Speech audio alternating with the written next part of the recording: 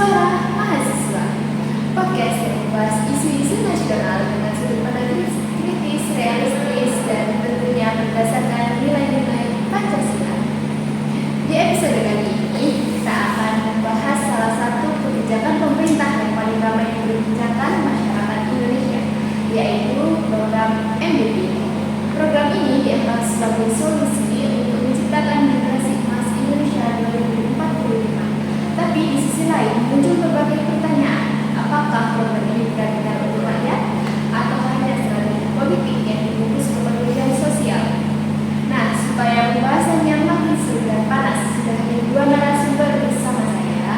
Ada Kak Farel yang cukup mendukung program MBD, dan juga ada Kak Lili yang punya pandangan lebih kritis terhadap program MBD. Wah, sepertinya hari ini bakalan panas nih. Oke, Kak Farel, sebenarnya apa sih program MBD itu?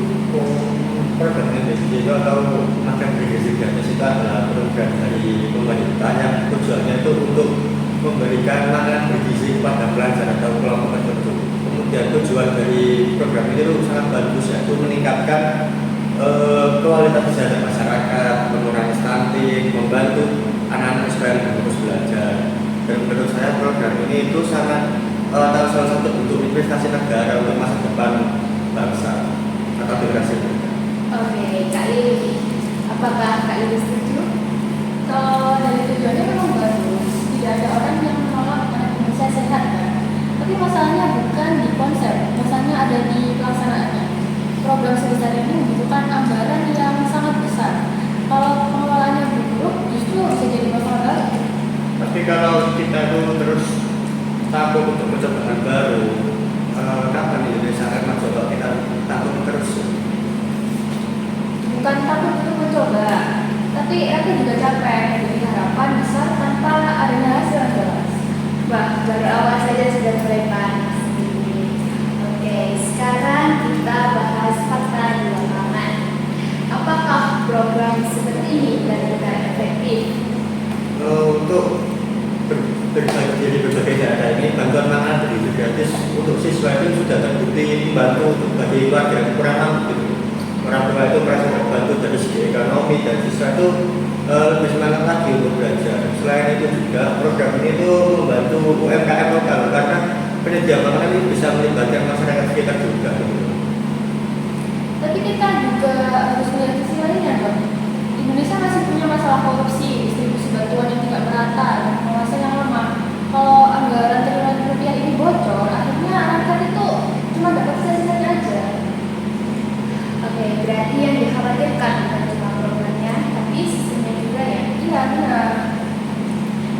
Program bagus bisa gagal kalau orang-orang yang menjalankannya itu tidak amanah.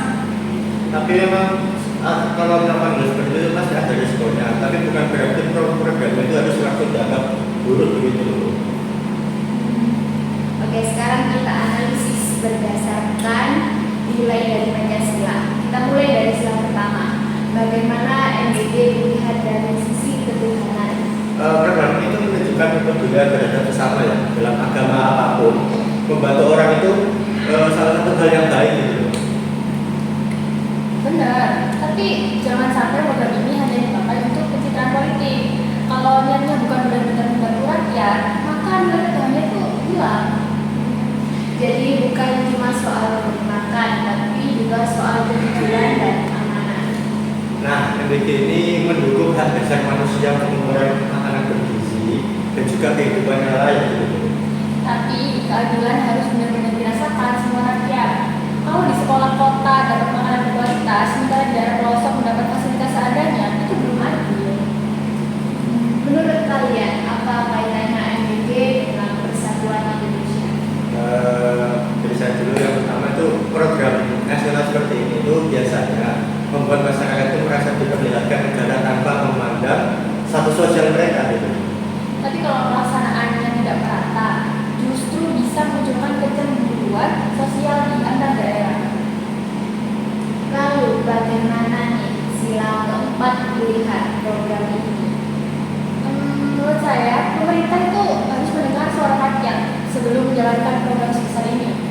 harus ada diskusi dengan masyarakat, ahli gizi, sekolah, dan pihak terkait lainnya. Saya setuju juga karena program ini tidak boleh hanya menjadi keputusan elit politik saja gitu. Dan yang terakhir nih, sila yang kelima. Tujuan MBG atau program gizi gratis ini sebenarnya itu bagus, yaitu menciptakan pemerataan kesehatan dan kesejahteraan di masyarakat Indonesia gitu. Tapi keadilan sosial bukan cuma bagi makanan. Oke, dan yang terakhir, sila kelima. Tujuan MBG itu sebenarnya bagus, yaitu menciptakan kesejahteraan di masyarakat di Indonesia ini. Tapi keadilan sosial bukan hanya soal membagi makanan. Keadilan juga berarti anggaran negara digunakan secara jujur, transparan, dan tidak dikorupsi. Wah, itu kalimat yang cukup menampar. Oke, dari diskusi